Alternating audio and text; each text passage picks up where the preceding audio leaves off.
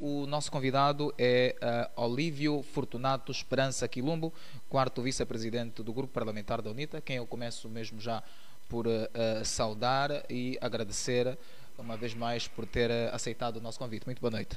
Boa noite, obrigado, meu caro. É um prazer e igualmente uma honra estar aqui a estrear, ou na condição de estreante, no podcast Conversas com o Deputado, ligados ao Grupo Parlamentar da UNITA. Muito bem, bem disposto. Sim, tive uma semana agitada, um dia pesado, mas enfim, não temos outra hipótese, escolhemos este caminho e devemos fazê-lo com zelo e dedicação. Muito bem. A Assembleia Nacional é o Parlamento da República de Angola, um órgão unicameral, representativo de todos os angolanos, que exprime a vontade soberana do povo e exerce o poder legislativo do Estado. Dentre as competências deste órgão, destacam-se a política legislativa de controle e fiscalização, competência em relação a outros órgãos, reserva absoluta de competência legislativa e reserva relativa de competência legislativa. O mesmo dispositivo normativo refere que a fiscalização incide sobre a atividade do Executivo, da Administração Pública Central, local, indireta, autárquica e sobre todos os entes que utilizam os recursos financeiros e patrimoniais públicos. Senhor Deputado, como funciona a fiscalização no Parlamento angolano? Olha, é importante e desde já a tua introdução foi interessante porque fizeste referência primeiro à Constituição, depois temos de fazer referência a outros instrumentos ligados provavelmente ao funcionamento da Assembleia Nacional. De tal ordem que o artigo 162 da Constituição da República de Angola, é claro, compete à Assembleia Nacional no domínio do controlo e a fiscalização. Os artigos subsequentes são todos ligados à relação sobre fiscalização e competência em relação aos outros órgãos, no caso o artigo 163, o artigo 164, que é a reserva absoluta de competência legislativa da Assembleia Nacional. Os artigos 165 fala da reserva relativa da competência da Assembleia Nacional. E, enfim, nós temos aqui a Assembleia Nacional com três pilares fundamentais, que é o de legislar, representar e o último é fiscalizar. Fiscalizar é, digamos, controlar, saber como se está a fazer, averiguar, analisar se aquilo que foi, os objetivos que foram preconizados estão a ser, portanto, atingir os seus objetivos, ou seja, chegou-se ao ponto que se pretendia com uma ação política, uma política pública, uma ação pública, enfim. E, portanto, a Assembleia Nacional tem esse objetivo de, em última instância, fiscalizar as ações do Executivo, embora tenha a de legislar, que é fazer as leis, a de representar, que é representar o interesse dos cidadãos, que colocaram os deputados naquele espaço para, enfim, realizar por via da fiscalização, por via da legislação, o interesse público e representar esse mesmo interesse. Muito bem, Sr. Deputado já falou que fiscalizam também o Executivo, o Poder Executivo, mas eu queria insistir, quem e o que é de concreto é que os deputados fiscalizam? Olha, a fiscalização da Assembleia Nacional incide em grande medida sobre a atividade do Executivo, da administração pública. Eu estou mesmo aqui a ler os documentos e normativos da Assembleia Nacional. Aqui refere-se, portanto, da administração pública, central, local, indireta, autárquica e, sobretudo, todos os entes que utilizam os recursos financeiros e patrimónios públicos. Ou seja, a ação de fiscalização da Assembleia Nacional é sobre todos os entes, todos os atores que manuseiam dinheiro público. Ou seja, o dinheiro público está constantemente sob escrutínio da Assembleia Nacional. Ou seja, estamos a falar numa Assembleia funcional. Também temos que ser claros, numa Assembleia... O que é isso, Assembleia Funcional, país democrático? Numa Assembleia onde há realmente esta ação da Assembleia Nacional sobre o Executivo. Mas isso não que, acontece? infelizmente, não é o nosso caso. Okay. E creio que ao longo desta conversa vamos conseguir esclarecer ou deixar claro do que realmente se faz. Mas eu estou a ler aquilo que deve ser. Depois, a Constituição da República de Angola estabelece, no 162, que eu há pouco referenciei, que compete à Assembleia Nacional no domínio do controle da fiscalização. E há uma série de elementos que são importantes citar: velar pela aplicação da Constituição e pela boa execução das leis, é uma ação de fiscalização. Muito bem. Portanto, receber e analisar a Conta Geral do Estado e outras instituições públicas que a lei obrigar, podendo as mesmas serem acompanhadas do relatório e parecer do Tribunal de Contas, assim como de todos os elementos que se reputem necessários à sua análise nos termos da lei. Continuando, analisar e discutir a aplicação da declaração do estado de guerra, o estado de sítio ou do estado de emergência.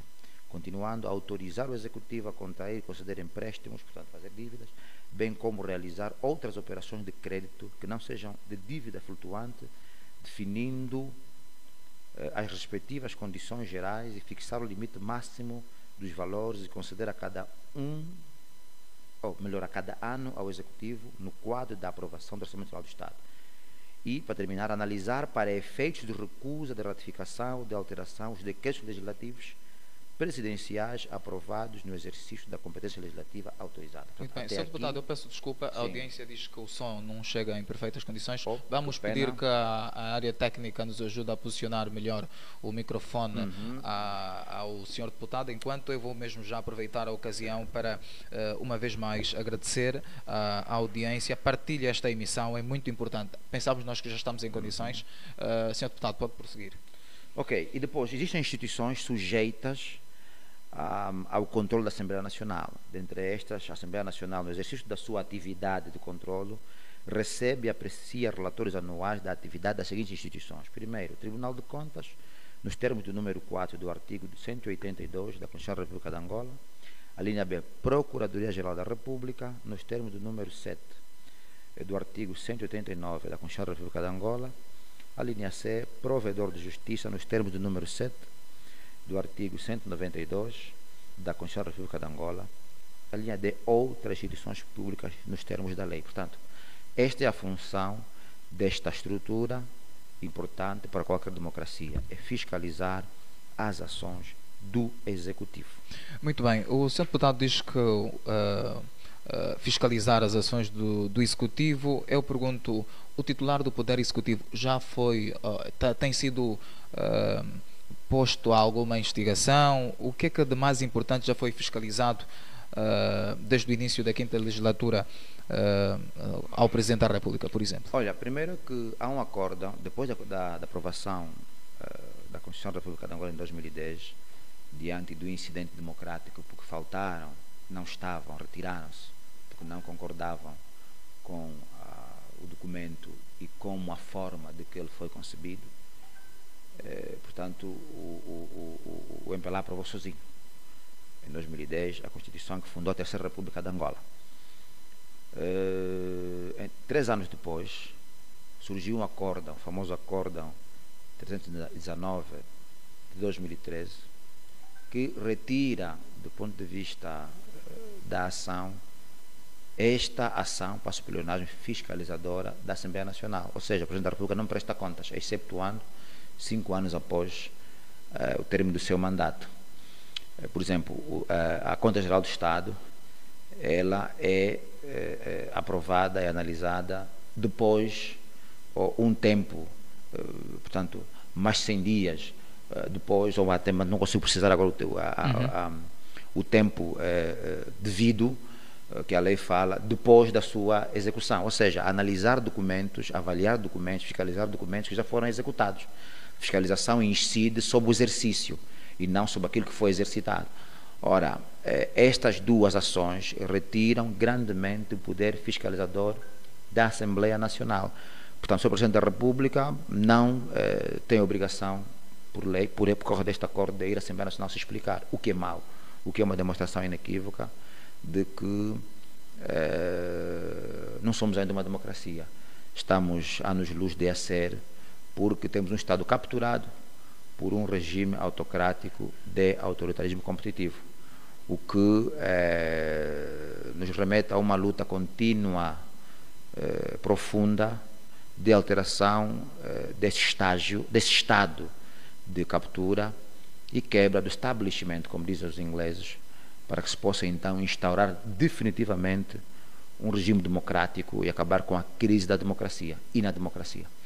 Muito bem. Depois de fiscalizado, o que é que acontece? Qual é o efeito final? Olha, primeiro é que a ação fiscalizadora incide, quem tem essa ação são as comissões parlamentares, as comissões de trabalho especializadas, são essas que exercem em grande medida, ou seja, a ação de fiscalização é feita com o concurso das comissões de trabalho especializada, que são várias, são 10. Cada uma atua, portanto, numa ação pública direta, no domínio das finanças, no domínio da administração pública, no domínio dos direitos humanos, no domínio da defesa e segurança, e etc. Portanto, por via dessas comissões, que têm a missão de andar pelo país e ver o funcionamento das mesmas, se faz uma ação de fiscalização. E também tem as comissões parlamentares de inquérito, quando há uma situação extrema, é convocada o auxiliar do titular do Poder Executivo para a Assembleia explicar-se, mas este mais significa que eu disse vai ser contrariado, porque até antes vem uma vírgula, deve pedir autorização ao Presidente da República. Este auxiliar do titular do Poder Executivo pede autorização ao Presidente da República que, portanto, o autorize a dirigir-se à Assembleia e se explicar. Portanto, são estas muletas que demonstram que temos muito que andar. Aquela casa é uma casa enorme, tecnologicamente bem avançada, não sei se existe alguma casa neste país com aquela dimensão e qualidade, porém o resultado que sai daquela casa não é um resultado que demanda a sua qualidade e imponência. Muito bem. Caro internauta, você pode também enviar as suas perguntas no comentário. Este é o seu espaço Conversa com o Deputado. Envie a sua pergunta nos comentários. Tem também o número do WhatsApp que está a passar no rodapé, que é o 931-559977. Temos o deputado Olívio Quilumbo disponível, pronto para responder às suas questões. Senhor Deputado, qual é a relação que existe entre deputados e órgãos judiciais? Bem, as leis são feitas na Assembleia Nacional e a relação é de complementariedade, ou seja, são órgãos de soberania que não são sobrepostos um do outro, mas são complementares. Não há superioridade entre eles, mas infelizmente o exercício desses órgãos de soberania em Angola há uma demonstração inequívoca por via da ação política de que existe um órgão que quer subverter e que exerce pressão política sobre os outros dois órgãos, portanto, qual é esta o legislativo e o judiciário. Me refiro ao executivo, porque vimos que a Assembleia Nacional é um órgão capturado pelo executivo, os tribunais igualmente, e estamos recheados de N exemplos que demonstram isto. A Assembleia Nacional, neste momento, não tem autonomia financeira e administrativa, depende do Presidente da República. Se, por exemplo, a esta altura faltarem papel higiênico na Assembleia Nacional, o secretário-geral vai avisar a Presidente da Assembleia Nacional, a Presidente vai avisar a Ministra das Finanças, e a Ministra das Finanças ao Presidente da República, e o Presidente da República autoriza que se compre papel higiênico para a Assembleia Nacional. Portanto, então o Tribunal não tem autonomia financeira, não? A Assembleia Nacional não tem autonomia financeira, no caso específico, e nem tem autonomia financeira no caso. Mas isso acontece só em Angola ou só noutras em Angola, realidades só em Angola, diferentes? isso desde 2018, depois de uma situação, na altura, o Presidente da Assembleia Nacional era o Fernando Aperedia dos Santos Nandó, que foi Presidente da Assembleia Nacional, uma figura importante da política da história de Angola, que, enfim, houve uma situação de uma denúncia e a partir dali as coisas, enfim, o Executivo capturou a Assembleia Nacional e ela é refém, portanto, deste Executivo. Desta forma, ela está amputada de exercer as suas ações e por via da sua ação fiscalizadora exerce pressão sobre o poder político e este tem a obrigação de mudar de rumo porque sabe que a Assembleia Nacional estão os líderes representantes do povo, estes prestam contas aos cidadãos, os cidadãos aqui aparecem como patrões, o cidadão é o patrão do deputado, o cidadão é o patrão do Presidente da República, é para estes que a República existe, e os que trabalham na República estão ao serviço do cidadão, e a cidadania exerce na República. E, portanto, se não existe essa separação de poderes, se existe a captura destes órgãos que têm poderes soberanos, que têm poder de soberania, então estamos diante da captura do Estado pelo Executivo, que manobra, manipula a seu bel prazer. Muito bem. O grupo parlamentar da UNITA já pensou numa possibilidade de abrir um debate ou criar um debate para poder dar autonomia à Assembleia Nacional, autonomia financeira, enfim? Já se pensou em fazer isso? A autonomia é de lei, está-se a violar um princípio. Ok. E, portanto, o grupo parlamentar da UNITA, nas declarações trimestrais, declaração política trimestral, já apresentou na voz do seu presidente esta preocupação, escrevendo à presidente da Assembleia Nacional, apresentando uma visão direta à presidente da República de que este comportamento é um comportamento que viola a Constituição e viola a lei. E os comportamentos que violam a Constituição e a lei são passíveis de destituição do titular do Poder Executivo. Foi um pouco nesta medida também que o ano passado o grupo parlamentar da UNITA instou a destituição do Presidente da República. Ou seja, a violação da Constituição e da lei são passíveis de destituição de um titular do Poder Executivo. A nossa Constituição diz isto e outras tantas também. Muito bem. Apresenta esta visão. Já que fala desta possibilidade de destituição do Presidente da República pelo seu grupo parlamentar, como é que estamos como é que o processo está atualmente? Esse é um processo que está agora no tribunal, não é? Estes são os nossos tribunais. É com estes tribunais que, quando a alternância acontecer, vamos funcionar com um outro comportamento, é óbvio, com as mesmas pessoas, mas com uma outra mentalidade. Este vai ser um exercício muito difícil, mas não impossível, e repousa no tribunal. E o tribunal tem a obrigação de fazer o seu trabalho, que é esclarecer este tipo de situações. Mas em termos de timings, o que é que nós podemos saber? Os timings do tribunal dependem da dinâmica do mesmo, mas nós sabemos que, capturado como está a justiça angolana, ela depende da oxigenação do Presidente da República. E se o processo para destituir o Presidente da República, o óbvio já não vou dizer, mas ainda assim nós apelamos aos fazedores da justiça, aos atores da justiça, de que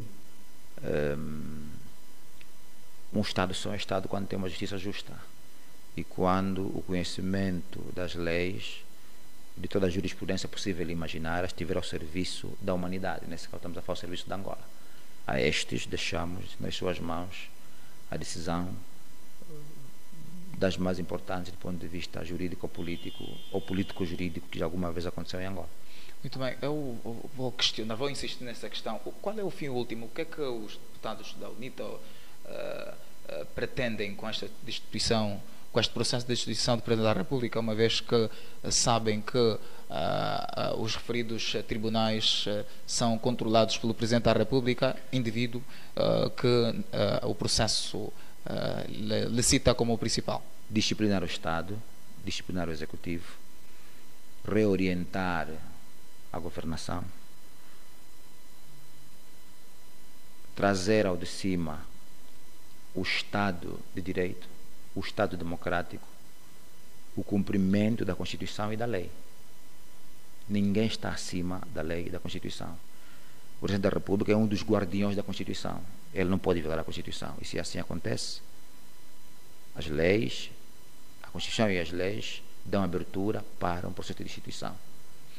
Muito bem, nós já estamos a receber algumas perguntas no WhatsApp. Vamos a isto. Eu recebi agora mesmo do internauta querido Cairã, esse é o nome dele, escreveu: boa noite a todos presentes, locutores e interlocutores.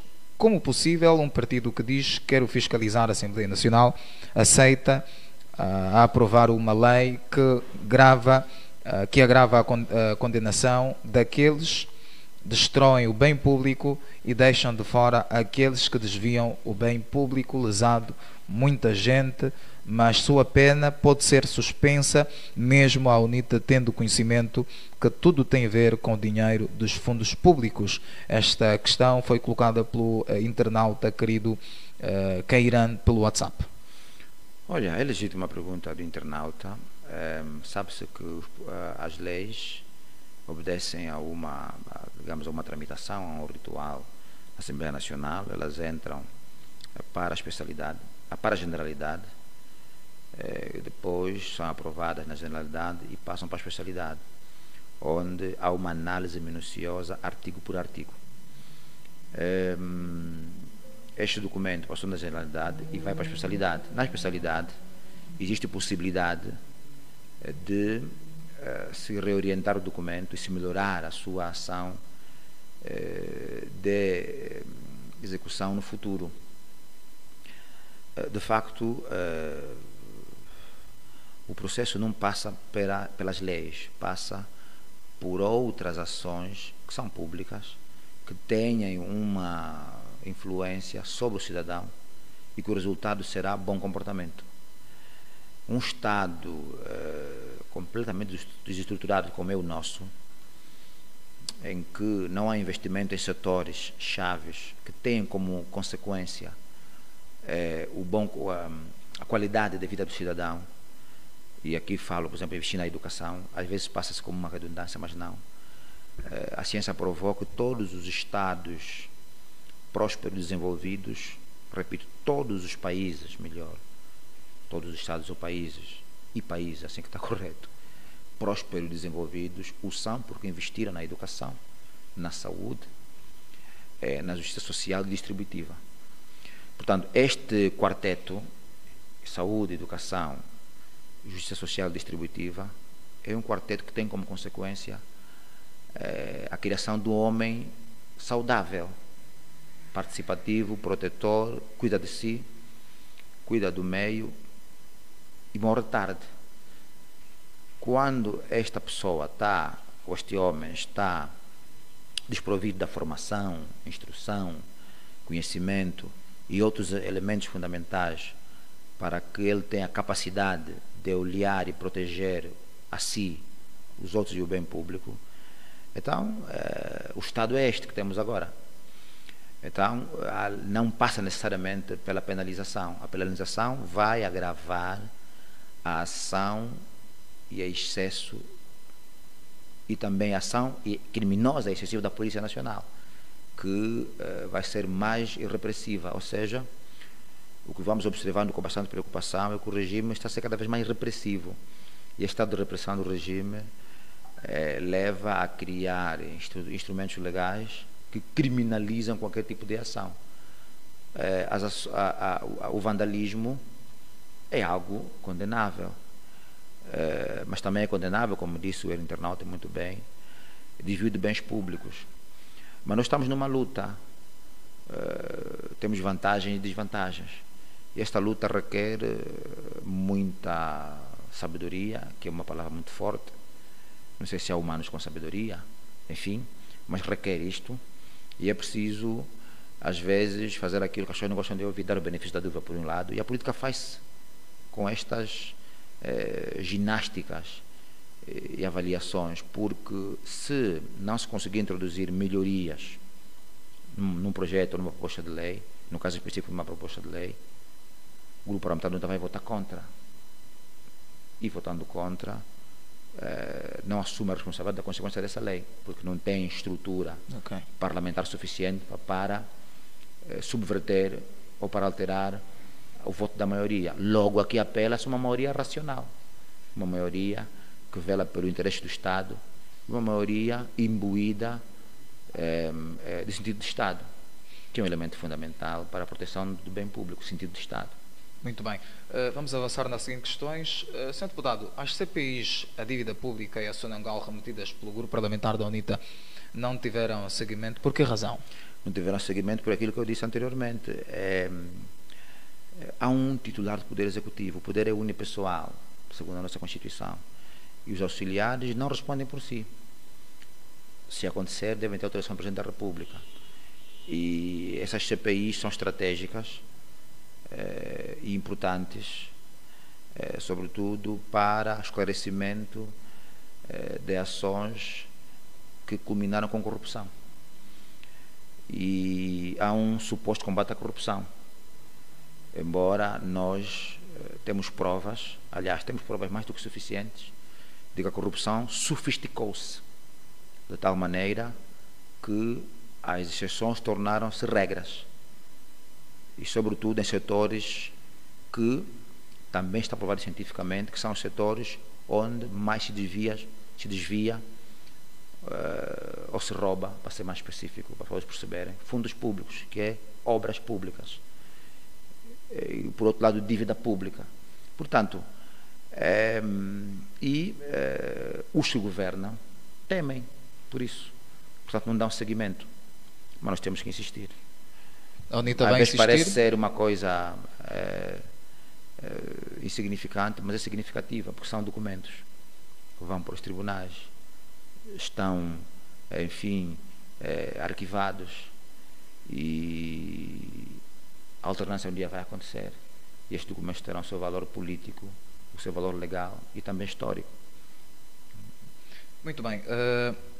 Eu recebo o sinal de que temos uma pergunta via áudio no WhatsApp, o número 931 559977. Não sei se já temos condições para... Temos sim, recebo o sinal de que temos condições para ouvirmos a questão do internauta que mandou via áudio.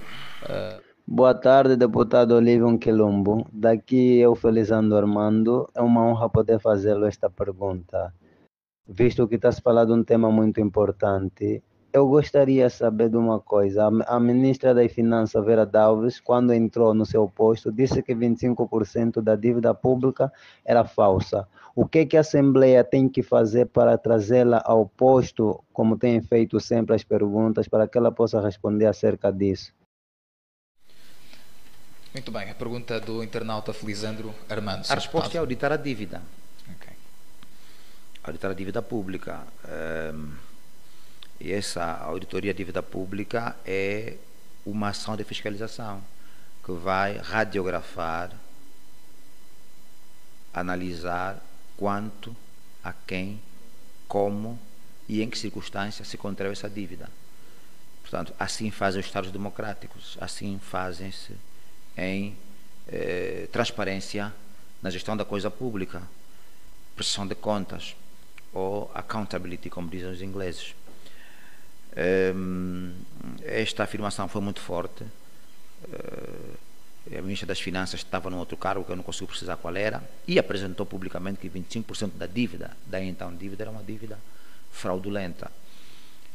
O Orçamento Geral passado, o Orçamento Geral de 2020 e 23, não, este e 24, tinha uma dívida pública de 60% do OGE. É um estado de alarme máximo, que deve colocar qualquer Estado em alerta, porque o Estado está a colocar ao serviço da dívida 60% do seu orçamento geral do Estado, o que de por si demonstra que não haverá crescimento, haverá inflação, haverá mais pobreza, e esta é a nossa realidade vista todos os dias. Por um lado. Por outro lado, é a política adotada pelo titular do Poder Executivo, que foi ir à busca de dinheiro nas instituições de Bretton Woods, Banco Mundial e Fundo Monetário Internacional. A história reza que quase que nenhum Estado, salvo o meu entendimento, que requereu a essas duas instituições financiamento, conseguiu solucionar o seu problema, porque a política de resolução dessas instituições é tornar o paciente que estava a normalizar, piorando, levando a um estado de moribundez, ou seja, levar a uma situação de crítica avançadíssima. Estamos a observar, desde que, por exemplo, João Lourenço tornou-se presidente da República de Angola, nas condições em que sabemos, tudo foi de mal a pior, contrariando inclusive o slogan da campanha do Partido do Regime em 2017. Ora, o presidente João Lourenço é tão somente um intérprete das políticas do Fundo Monetário Internacional e do Banco Mundial. Portanto, nós estamos a viver as consequências da interpretação das políticas do Banco Mundial e do FMI pelo seu Presidente da República. E vamos à história, vamos encontrar quantos Estados no mundo que decidiram optar por esse caminho e tiveram sucesso. E, portanto, é isto. Muito bem, nós estamos a receber várias questões, quer na página UNITA Parlamento e na Juventude Avante.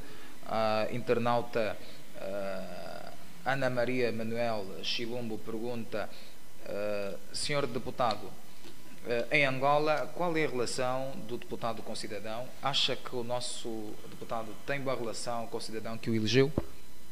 Pergunta da Ana Maria Manuel Chilumbo. Eu não posso me autoavaliar. As pessoas é que devem avaliar a minha ação política e o meu contato com o cidadão. Portanto, não vou falar de mim. Mas a pergunta traz um elemento que é interessante, que fala de como as pessoas chegam a deputado. Portanto, essa é uma questão interessante. Infelizmente, nós temos listas fechadas e bloqueadas, que o indivíduo chega a deputado da Assembleia Nacional pela confiança de quem está a fazer a lista. E esta confiança de quem está a fazer a lista, esta lista é que é colocada à votação do cidadão. E o que nós temos, o que nós entendemos, tanto do ponto de vista da ciência política e do ponto de vista de uma das reformas que tem a acontecer em Angola, é o cidadão votar diretamente no deputado, é o deputado fazer campanha a nível do município, a nível da localidade, a nível da província, e esta campanha lhe ter como galardão a confiança de estar na Assembleia. E ele ali estará ao serviço do cidadão, de forma mais direta, e prestará contas ao cidadão, e vai de facto trabalhar, porque sabe se assim não se proceder ou não fizer, não vai ter o voto de confiança para a sua reeleição. Portanto, este é um problema, está visivelmente identificado e deve ter uma solução, digamos, imediata. Eu acho que as próximas reformas a acontecer é a composição ou como se chega a deputado. Se nós chegamos a deputado por via de uma lista, nós prestamos contas a esta pessoa que nos coloca nessa lista. Mas é curioso que, a quanto à campanha eleitoral, o chefe da campanha da UNITA, FPU, é o general Gato. E num dos primeiros encontros com os candidatos a deputados do grupo parlamentar da UNITA, nos foi dado esta missão de irmos à busca do nosso mandato na comunidade. E os deputados do ciclo provincial deslocaram-se pelos municípios das províncias. O do ciclo nacional andaram pelo país. E foi um pouco o que nós, naquela condição, fizemos. E como é que avalia o exercício que fizeram? Foi um exercício positivo, porque houve contacto direto com os cidadãos. Houve deputados que distribuíram 30 mil, 40 mil panfletos com o seu rosto a anunciar, a solicitar, foge-me agora o termo, o voto do cidadão naquele rosto, naquele partido e naquele número. E, portanto, isto aconteceu. Portanto, é um exercício que a UNITA FPU fez, porque sentia que é necessário levar naturalmente esta relação de proximidade entre o deputado e o cidadão. E, enfim, são os cidadãos que devem avaliar este contacto do deputado com o cidadão e não eu me autoavaliar. Muito bem. Pelo menos é o que eu penso, né? Muito bem. Sr. Deputado, o Presidente da República vai realocando e orientando verbas adicionais para determinados setores, fora daquilo que foi aprovado no OGE. Espero que o deputado também esteja a acompanhar este exercício, esta dinâmica. Estes aumentos têm autorização da Assembleia Nacional? Não, infelizmente não, porque o Orçamento Geral do Estado tem 3 dimensões. Ele é uma lei do OGE, ele é um documento econômico e também um documento político. E sendo lei, o Presidente da República tem carta branca para fazer o que bem entender com o Orçamento Geral do Estado.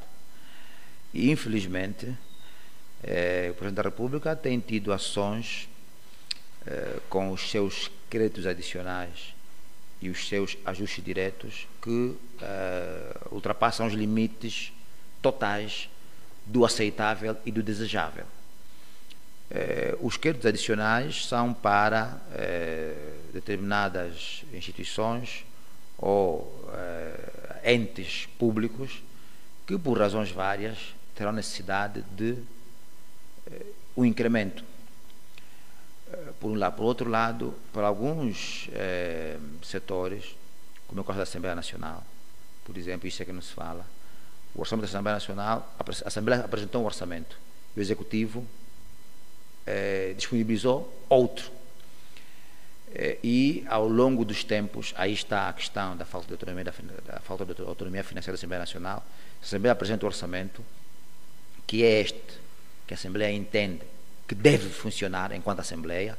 Se fazer uma alteração do apresentado, ela não vai funcionar como tal. Então, aí os créditos adicionais, por um lado. Por outro lado, esta carta branca que o Presidente da República tem, retira a transparência e retira o valor da redundância, que é boa governação. Governar é sempre um ato positivo. A desgovernar, não.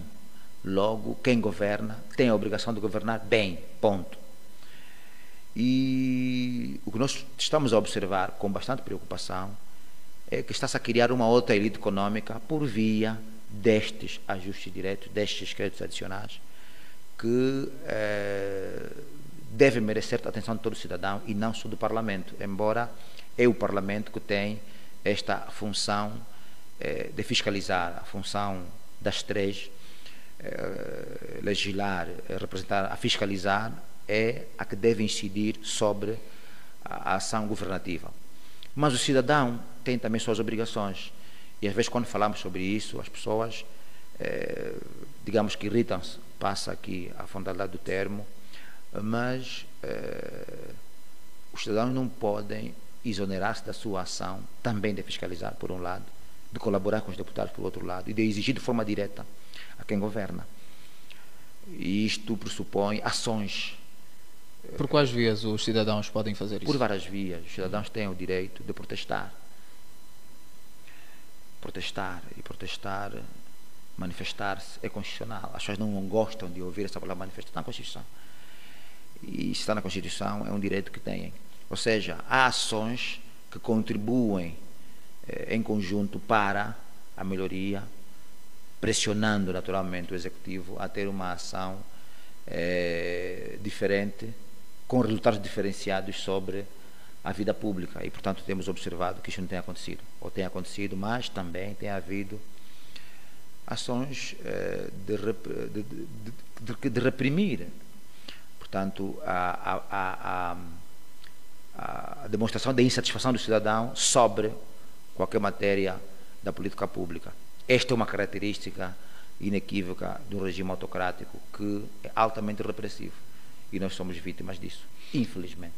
Muito bem. Sr. Deputado, o grupo parlamentar da UNITA denunciou o gasto de mais de 30 mil milhões de dólares para a construção de estradas, que hoje estão a merecer outros investimentos.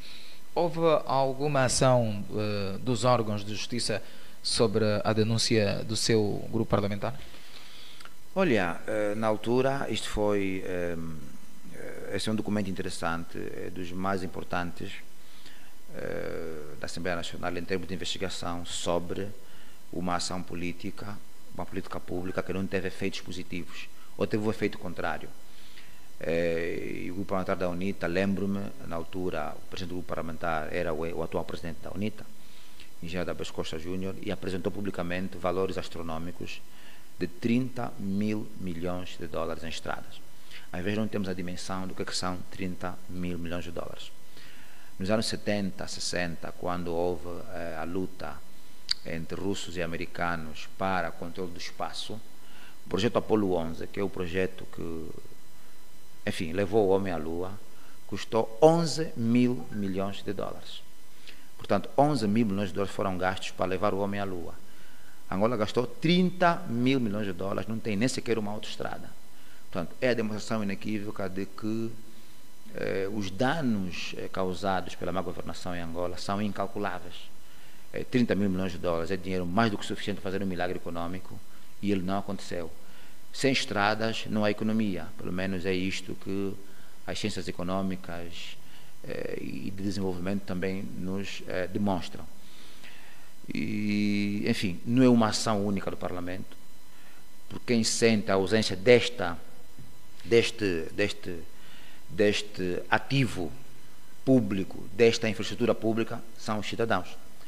Eu lembro-me, este ano, numa conferência na Universidade Católica, um livro feito pela Universidade Católica, pelo SEIC, que é o Centro de Estudos de Investigação Científica da Universidade Católica, assinado pelo Dr. Lávio da Rocha, que, por sinal, é o responsável máximo do SEIC, que teve o prefácio do atual embaixador, do antigo embaixador, creio, salvo o meu entendimento, da China em Angola. Eu questionei o senhor embaixador da China da qualidade das obras feitas pelos chineses em Angola e, sobretudo, do setor das estradas.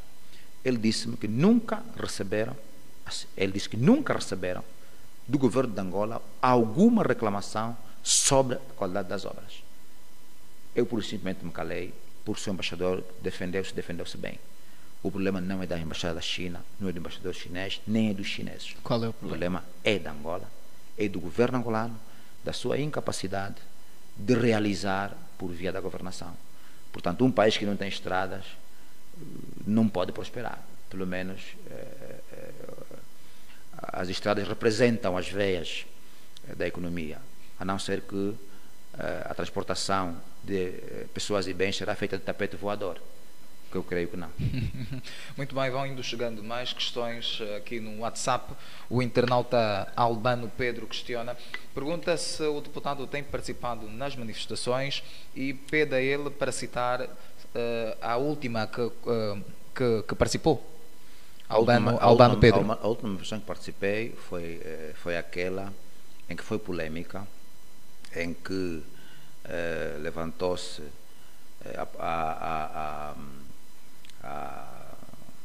qual é o termo que eu vou utilizar, de que a UNITA participou, ou seja, foi uma manifestação em que participaram deputados da Assembleia Nacional, solidarizaram-se com a iniciativa da sociedade civil e foi altamente repelida pela polícia. Essa foi a última manifestação que eu participei e, se bem, houve uma outra manifestação que eu não participei, a última manifestação que eu vi foi dia 22 do mês passado. A concentração foi no São Paulo, feita pela UNTRA, que é uma unidade da sociedade civil que pretendia manifestar-se sobre elementos que entenderam alterarem pela negativa a vida do cidadão e foram repelidos. Para responder diretamente à questão do Dr. Albano Pedro, espero ser o Dr. Albano Pedro. É o Dr. Albano Pedro. Não consigo dizer. É um cidadão Albano Pedro. Pronto, eu conheço um Albano Pedro. Deve ser coincidência, que é um intelectual angolano. A última em que eu participei foi esta em que eu citei, em que foi convocada pela sociedade civil e começou até bem, em que deputados da UNITA solidarizaram-se, deputados da Assembleia Nacional, cidadãos, antes sobretudo cidadãos, solidarizaram-se, e a polícia de ordem pública estava a fazer o cortejo e garantir a segurança da manifestação. Quando subíamos o viaduto o viaduto da Deolinda Rodrigues, apareceu uma outra polícia a repelir uma manifestação dos cidadãos na presença da polícia de ordem pública. É curioso, foi esta. Muito bem, nós estamos a receber muitas questões e eu aproveito aqui para ler mais uma das questões. A 5ª Comissão da Assembleia Nacional chamou o Ministro dos Transportes no calor do caso dos autocarros milionários. Que consequências teve esta audição? Bem, quem de facto despolitou esse processo foi o grupo parlamentar da UNITA. E a 5ª Comissão adiantou-se, fez uma fuga em frente trazendo o Ministro, até porque não era do Ministro que se requeria. Consequências diretas, visíveis, não houve nenhuma, até onde sei.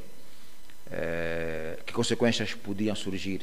Várias, como a demissão do Ministro, por exemplo, a demissão das pessoas diretamente ligadas no processo da contratação desses autocarros que parecem mais ser do Michael Jackson do que do cidadão comum. Para ser mais específico, não.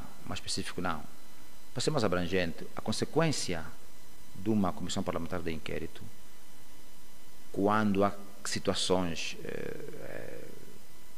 gravosas como estas, por exemplo, em que tentou-se criar todas as condições para manobrar e criar uma inverdade, não é possível, é a demissão. Houve um caso triste de violação dos direitos humanos. Aliás, o governo angolano é campeão da violação de direitos humanos. Pelo menos todos os relatórios sobre esta matéria provam isto. Foi o facto de, no dia 18 do mês passado, um cidadão na condição de polícia ter eliminado esse seu termo, como se de cabrito se tratasse 3 cidadãos da mesma família. Como se não bastasse, a polícia, quando apareceu fazer a remoção dos cadáveres, no choque com os cidadãos revoltados com o que aconteceu, mas o cidadão infelizmente perdeu a vida. O normal seria, num país normal, o senhor ministro pronunciar-se a respeito. Em outras realidades, onde os governos são racionais, do ponto de vista do interesse público, da valorização do bem maior e inviolável que é a vida, demitem-se. Mas como a morte foi vulgarizada em Angola, a morte passou a ser... A morte é algo normal, mas morrer cedo e drasticamente é anormal, sobretudo quando é nas condições que aconteceram e que acontecem muitas mortes em Angola, deve necessariamente ter consequências jurídicas e políticas, ter um custo político sobre as figuras que apresentam-se como responsáveis deste órgão. O dia que acontecer uma demissão, no caso específico do ministro do Interior, porque um operativo seu, que não estava em serviço, utilizou uma arma pública, uma arma do Estado, uma arma de fogo, e eliminou 3 cidadãos, 4 cidadãos, garanto-lhe que no dia seguinte isso vai ter um efeito multiplicador do ponto de vista da moralização. Portanto, essa é a consequência de uma comissão parlamentar de inquérito. Do ponto de vista econômico, vai significar que todo gestor público vai ficar atento, porque ele vai ter a Assembleia Nacional como seu maior pesadelo, no sentido da fiscalização, portanto, e da prestação das contas públicas. Muito bem. Recebemos mais 2 questões aqui no WhatsApp. O internauta Castrelon Dias escreve: no meu ponto de vista, os deputados angolanos não têm feito o seu real papel, não vão ao encontro da população. Nós, cidadãos, queremos sentir, eles estão ali para defender os interesses do povo. Foi o comentário do internauta Castrelão Dias. Um outro comentário, uma outra questão foi feita pelo internauta Bruno Pedro. Ele pergunta: os deputados já fiscalizaram o novo aeroporto internacional de Luanda? 2 questões interessantes. A primeira deve estar a se referir aos deputados do MPLA, porque se for os deputados do Grupo Parlamentar da UNITA, tem uma presença bastante expressiva nas comunidades, até porque a própria Assembleia Nacional, na arrumação mensal da ação parlamentar, há o controle, há o contacto com o eleitorado. Esse contacto do eleitorado é específico para, portanto, o deputado poder ouvir e aproximar-se do cidadão. A ação parlamentar, ela é o concurso de várias ações, e uma dessas ações é o contato com o cidadão. O Grupo Parlamentar da UNITA orienta os seus deputados a terem esse contacto, e o relatório que vamos recebendo é que tem havido esse contacto. Nós temos jornadas nas comunidades que acontecem de tempos em tempos, temos jornadas parlamentares, e temos ações pontuais sobre determinadas matérias. Agora, acontece que essas ações não têm merecido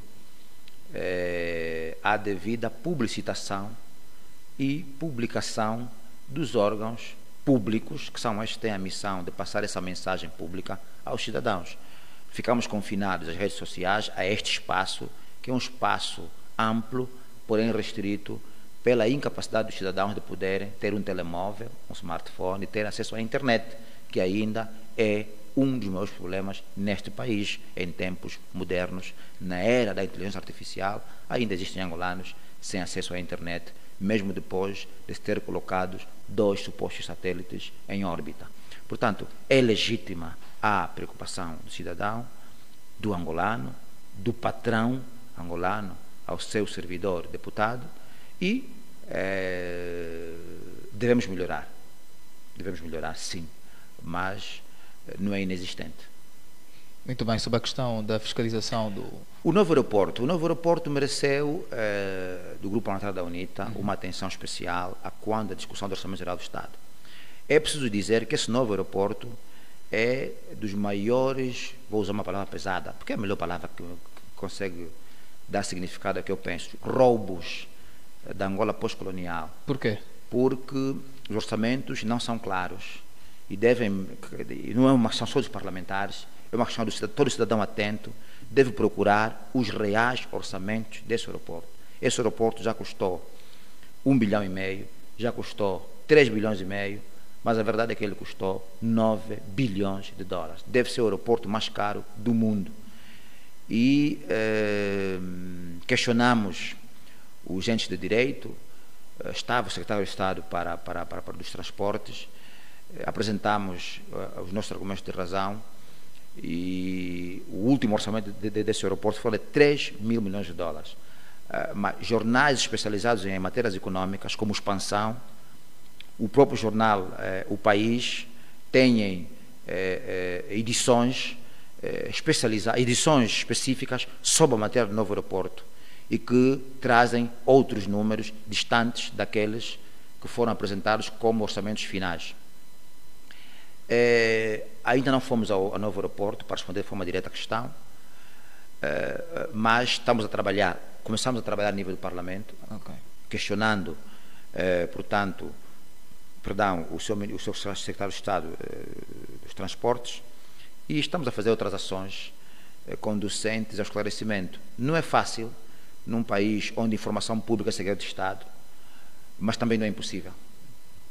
Mas a verdade é que este aeroporto deve ser a maior obra pública, pois, em termos de números expressivos, são quase 10 mil milhões de dólares, supera, inclusive, a barragem de Lauca, que ronda os quase 6 mil milhões de dólares. Muito bem. Eu vou convidar o cidadão que questionou sobre os deputados que pouco têm feito ao real papel para com os cidadãos, para participar presencialmente aqui no Conversa com o Deputado. É para o internauta Castrelão Dias. Sim. Ele pode participar presencialmente aqui no seu podcast Conversa com o Deputado. Para efeito, basta nos contactar via WhatsApp no número que está a passar no rodapé, que é o 931559977, e terá o privilégio, a oportunidade melhor de estar com o seu deputado presencialmente. Se permite, meu caro, sim. Não quero cortá-lo, ele pode visitar o grupo parlamentar da UNITA, é um espaço aberto. Os cidadãos podem fazer isso? Sim, nós recebemos muitos cidadãos com preocupações várias e, sobretudo, deixa-me dizer, recebemos poucas pessoas a querem saber determinadas ações parlamentares. E, enfim, deixo aqui um repto para que solicitem o grupo parlamentar da UNITA e, aliás, questionem todos os deputados da Assembleia Nacional, todos, sobre o real valor do aeroporto internacional de Luanda. Consultem as edições do jornal Expansão. A minha página do Facebook tem um trabalho, pelo menos tem recortes de jornais a questionar o real valor, o orçamento final deste aeroporto, que, enfim, é uma infraestrutura estratégica, mas, no meu ver, desnecessária, sobretudo, repito, pela falta de transparência pelo qual ela foi concebida. Este aeroporto havia, num dado momento, falido a Sonangol, porque a Sonangol depois passou a financiar esse aeroporto. Já foi o Gabinete de Obras Especiais, já foi o Fundo Internacional Chinês, etc. Portanto, é um aeroporto que começou a ser construído, pelo menos a ser concebido, em 97, e em 2004 deu-se um avanço considerável nas obras. Muito bem. Senhor Deputado, o Parlamento angolano é a representação popular e os deputados têm também o poder de fiscalizar. Considera ser um exemplo claro da democracia o Parlamento angolano? Não, Não? não. Não somos uma democracia. Nós temos que perceber a democracia como resultado do exercício contínuo de várias disciplinas e não só a realização periódica de eleições. São vários pilares da democracia e nós temos problemas sérios do exercício e valorização desses pilares da democracia. Por um lado. Por outro lado, os institutos internacionais e nacionais que estudam a qualidade da democracia não consideram Angola uma democracia. Portanto, não somos uma democracia. Nós estamos a lutar para fazer a transição para a democracia, porque, infelizmente, quando se deu o pontapé de saída em 92, a saída do monopartidarismo para o multipartidarismo, o partido do regime capturou o Estado e capturou o mesmo. Então, a nossa luta é libertar o Estado dessa captura. Eu até vou mais longe. Eu acho que Angola devia libertar-se do libertador. Li isto num artigo de um politólogo cabo-verdiano em 2008. E, enfim, os nossos irmãos do MPLA têm que perceber que, infelizmente, a sua ação política governativa não tem um efeito transformador. E se assim não acontece, estamos diante de má governação. E a má governação é sancionada do ponto de vista político com o voto negativo.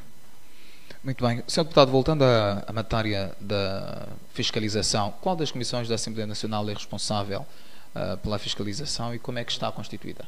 Não, todas as comissões fiscalizam. Ok. Cada uma a sua natureza, ou seja, são as comissões de trabalho especializada. Tem a de finanças, não é? Que recebe toda a documentação e toda a ação no que economia e finanças diz respeito. A primeira comissão tem a ver com as questões constitucionais e legais e, enfim, elas exercem naturalmente essa função. Por exemplo, a quarta comissão fiscaliza as 18 províncias, os municípios, ok? Portanto, ela desdobra-se pelo país, porque é poder local e governação. Portanto, essa é uma ação de fiscalização específica nesse espaço. Então, cada uma delas exerce uma ação fiscalizadora e depois é condensada em documentos que têm a função de influenciar uma mudança do quadro governativo. Muito bem. Sr. Deputado, foi tornada pública uma agenda da Assembleia Nacional de 9 a 12 de julho. Acontece na especialidade da discussão e aprovação de propostas de lei da divisão político-administrativa. Qual é a sua opinião particular sobre esta agenda da divisão político-administrativa? Olha, a divisão político-administrativa é uma proposta do Executivo que quer transformar Angola em 20 províncias e para mais de 400 municípios. Consta do programa do governo do Executivo do MPLA e é altamente discutível, sobretudo porque uma ação política a esse nível é antecedida de uma consulta pública muito forte, porque existem valores antropológicos, históricos, sociológicos que não podem ser digamos subvertidos. E a consulta pública sobre a questão das províncias, que é parte do projeto do MPLA, há muito que se lhe diga. Nós recebemos muitas preocupações de cidadãos de zonas que estão abrangidas para serem municípios, outras não, que narram valores históricos muito fortes. Mudança de nomes, por exemplo. Nomes que têm uma ancestralidade muito forte, muito forte. E essa alteração cria, portanto, conflitos muitos deles altamente gravosos. É só de relembrar que em 1884-85, quando Otto von Bismarck, em Berlim, na Conferência de Berlim, reuniu as potências de então e dividiu a África com o Rego Esquadro, as consequências foram muito fortes para o continente africano. Portanto, é preciso termos muito cuidado com essas divisões, e nós chamamos a atenção aos ministros de tutela, tivemos debates acesos sobre essas matérias e questionamos grandemente o tipo de auscultação que foi feita pela complexidade das províncias em causa. Mas também devemos concluir que o que está digamos, na agenda não é a aproximação dos serviços públicos aos cidadãos, embora essas províncias tenham realmente extensão territorial extensas e não são densamente, digamos, ocupadas do ponto de vista da população. Eu acho que não é uma razão forte, porque Luanda, que é a província que está, do ponto de vista da aproximação desses municípios, a um passo, não tem proximidade nem qualidade de serviços públicos. Pelo menos é isto que nós observamos. E a agenda por detrás disso tudo é uma agenda eleitoralista, é uma agenda política, é uma agenda de aumentar as províncias e mais 2 ciclos eleitorais provinciais, no caso, para mais 10 deputados, apenas para garantir mais uma vitória fraudulenta.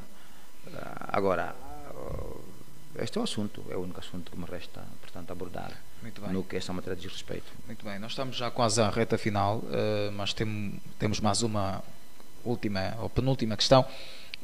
Quando o deputado está em serviço nas províncias, é por sua iniciativa ou por iniciativa do grupo parlamentar, tem alguma cobertura da Assembleia Nacional? Sim.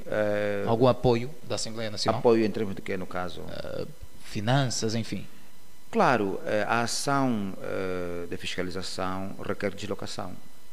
E as deslocações requerem custos para cobrir despesas inerentes à acomodação, primeiro a deslocação, acomodação e manutenção do deputado enquanto exercer o trabalho de fiscalização, tanto para os grupos parlamentares quanto para a Assembleia, ou seja, tanto para a Assembleia enquanto estrutura e quanto para os grupos parlamentares enquanto estruturas autónomas de ação parlamentar pública nas comunidades. Portanto, este apoio é garantido, embora não com o volume e a qualidade do que ele devia ter em função das especificidades que existem, mas enfim, sim. Muito bem. Sr. Deputado, como é que é feito o relatório e parecer conjunto? O termo diz relatório e parecer conjunto é feito pelas comissões competentes em relação da matéria, é um termo da Assembleia Nacional.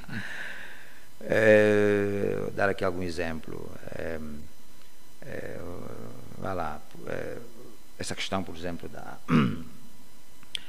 da DPA vai ter que envolver a primeira, vai envolver a quinta, vai envolver a quarta, salvo o meu entendimento, porque cada uma dessas comissões tem uma ação sobre esta matéria, por ser que competente em razão da matéria, e estas é que fazem o relatório parecer conjunto sobre a matéria, que é assinado pelos relatores e pelos presidentes de cada uma dessas comissões. Portanto, é isto que acontece. Muito bem, eu vou aproveitar para poder ler alguns comentários aqui na página Juventude Avante e de igual modo na UNITA Parlamento. É uma curta interação antes de fazer uma última questão e dar o último minuto ao deputado. O internauta Roberto Contes Beto escreveu: boa tarde, companheiro ligado a partir de Viana, Ana Maria Manuel Chilombo, se é que está correto, escreveu: boa noite, pessoal. O internauta Manuel Luís Marró adicionou vários dos teus amigos para acompanharem. Eu agradeço pelo gesto. A Laura Jamba Teresa escreveu viva. O Angelino Carrango escreveu Severino. enfim, penso ser amigo de um dos nossos realizadores, o panafricanista Isidro Fortunato escreveu: depois das eleições gerais de 2022, apenas pretendo ouvir o deputado Adalberto Costa Júnior e Abel Chivucovuco neste podcast. Um forte abraço. O Velo Adriano escreveu: melhorou, consigo ouvir perfeitamente, obrigado. Penso que estava a escrever na altura em que estávamos a ter algum problema com o som. A Ana Ndalace Neuza escreveu: viva. O Manuel Luís Marró escreveu: ligado a partir do Bié, município do Andulo. Enfim, o panafricanista Isidro Fortunato insistiu, escrevendo: boa noite, juventude. Na página Unita Parlamento temos mais alguns comentários que eu também aproveito a ocasião para ler. Temos o comentário do Brel Lonvuiki, escreveu: ligado. O Gabilson Gandhi Gabilson escreveu: estou bem ligado. O internauta David Dinâmico David escreveu: ligado a partir de Benguela, força, deputado do povo. O André Calelessa escreveu: sim, estou ligado. O Bigodinho Soma do Mato escreveu: estou ligado a partir de Cangandala, província de Malange. O analista AD escreveu: Icolo e Bengo ligado. O melhor, Horácio Dilson escreveu: Palanque a banda, estou ligado. Duima Ladislau escreveu: ligado. BD Wambo. O André Calelessa escreveu: fixe. O Neves Dalla escreveu: estou ligado, meu predileto, antes de ser deputado do povo, tenho muita admiração pelo senhor deputado. Quando é que terei a oportunidade de o conhecer e fazer uma foto? Desde 2021 até hoje nada.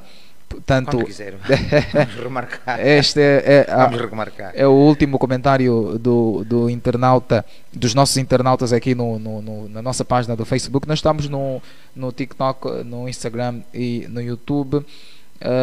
Eu faço-lhe mais algumas questões. Sr. Deputado, os debates na especialidade são públicos? Têm sido transmitidos por algum canal? Como o cidadão pode contribuir? Bem, os debates da especialidade são públicos, mas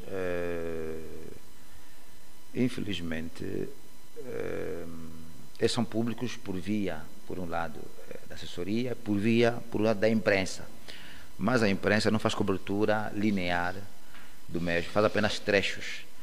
Por isso é que nós tomamos a liberdade de fazer vídeos dentro do debate da especialidade, pela ausência, naturalmente, desta qual é o termo técnico que se usa na televisão? Emissão em direto do debate do princípio ao fim. O debate na generalidade também são públicos. O cidadão, se quiser, portanto, ir à Assembleia Nacional, levar o seu bilhete de identidade, dirigir-se à Assembleia antes do início da sessão e terá acesso, embora existam mais outros procedimentos que eu não consigo precisar agora. A Assembleia Nacional tem uma pelo menos devia ter em ação a TV Parlamento, que pressupõe a existência de um gabinete ou de uma estrutura televisiva e radiofónica que sustenta a Assembleia Nacional para ser independente dos outros espaços, mas vamos pressionando, vamos sentindo um adiamento constante, embora tenha agora entrado um documento que dá algum sinal, mas vamos ver entre a vontade e a realidade. Mas a verdade é que o espaço da Assembleia Nacional peca muito por esta falta de levar ao cidadão a informação real, excepto no debate na generalidade. O debate da especialidade, há até alguns países onde as comissões parlamentares de inquérito também são, digamos, cobertas, assim, do ponto de vista jornalístico, pela imprensa. Okay? Por causa da transparência e do valor que essas ações parlamentares têm sobre a vida do cidadão. O cidadão precisa ser informado, é um direito constitucional. Quando se desatende a Constituição desse ponto de vista, quando não se dá ao cidadão o direito de ser formado e informado, então está-se a violar a Constituição e a lei. Muito bem. E isto da destituição. Muito bem. Nós temos mais uma última questão dos nossos internautas aqui no WhatsApp. O internauta Castro dos Santos escreve, pergunta também ao deputado se não teve embaraço com o protocolo e decoro parlamentar por causa do cabelo. Ah, ok. Não tive. Não tive. Eu costumo dizer, meus colegas dizem que esse cabelo é da Assembleia Nacional.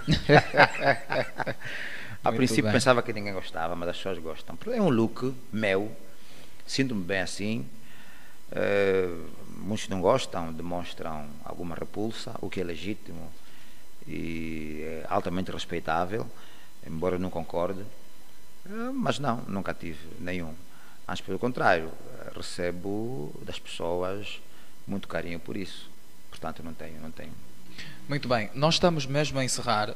Senhor deputado, em função da realidade atual do nosso país, se neste preciso momento se encontrasse com o Presidente da República, o que lhe diria? Porque é que governa mal? Muito bem, é a resposta do nosso convidado Olívio Quilombo. Não sei se tem um outro comentário a fazer em gesto de conclusão para encerrarmos a emissão. Em gesto de conclusão, primeiro agradeço pela oportunidade. Segundo, é uma tarefa muito difícil, prestigiante, mas também altamente desprestigiante pela forma como estruturaram o Estado angolano, de desrespeito total às figuras como estas.